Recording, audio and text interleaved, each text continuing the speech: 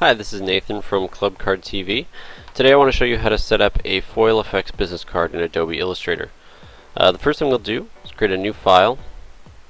We'll use one artboard set to 3.5 by 2 inches with 0.125 inches of bleed all the way around.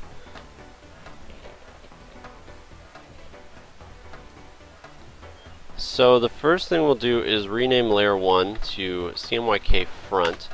On that layer we're going to bring in the full color artwork for the front of the business card. So on Michael's card here we want the portrait or silhouette of Michael to be printed in the foil effect. So we'll make a new layer, we'll call that foil front, and on that layer we'll put the front foil artwork. So this layer here, the silhouette itself must be set to 100% black ink. You can see that up here in the CMYK color menu. So it is set to 100%. That's good. That's what we need for it to be printed correctly as foil. Next we'll make the layer for the CMYK back of the card.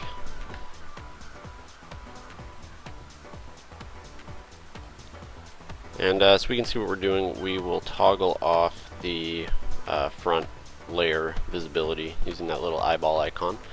So on the back, similar thing, we're going to want the Clubcard logo on the top left here to be printed in the foil effect. Make a new layer for the foil back.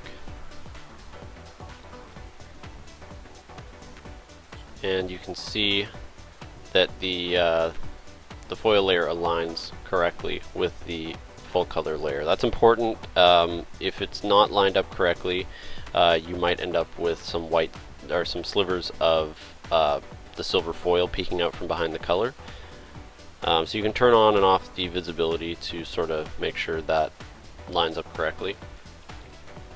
So now that we've got all of our layers set up, we're going to want to start saving them for print. So I'll turn off all the layer visibility except for the foil back, and we'll save as foil back in PDF format. So in PDF, what you can do to make sure all your settings are correct, I actually like to use the PDF X1A 2001 preset. This should be in your Illustrator as well. I believe it's just a standard preset, and basically that just ensures that the file you're saving is set up for print. You can see here that it will downsample any images higher than 300 dpi, which really saves on the file size if you have really gigantic images. For the marks and bleeds, we will want to turn on trim marks, and we like to offset them 0.125 inches away from the edge, which will place them outside of the bleed and just kind of makes the file look a lot neater. So we will also want to turn on bleeds.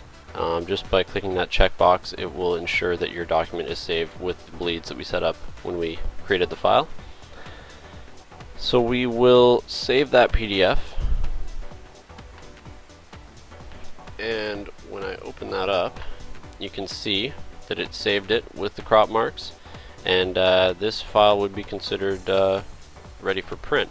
So we'll just want to do that for the remaining files. Turn off the visibility for all the layers except the one that you're saving. Same thing, save as. We'll call this CMYK back. Save it. That preset's already saved, so we'll just continue. And now you can see we've got the back file for the full color artwork. And if you do that with the remaining files, you will have files that are ready for print. There is another way you can set these up. I've got it already set up on this file here, but you can actually use 4 artboards and set them up, set each layer up on its own artboard.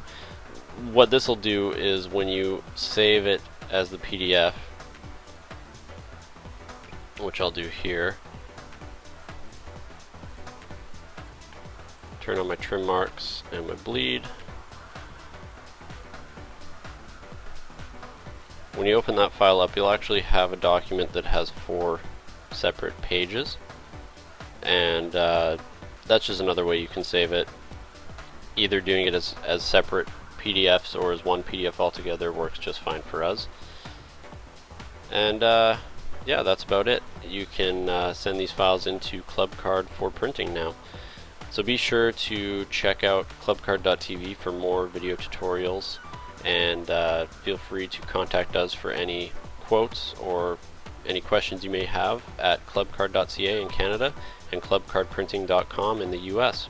Thanks very much.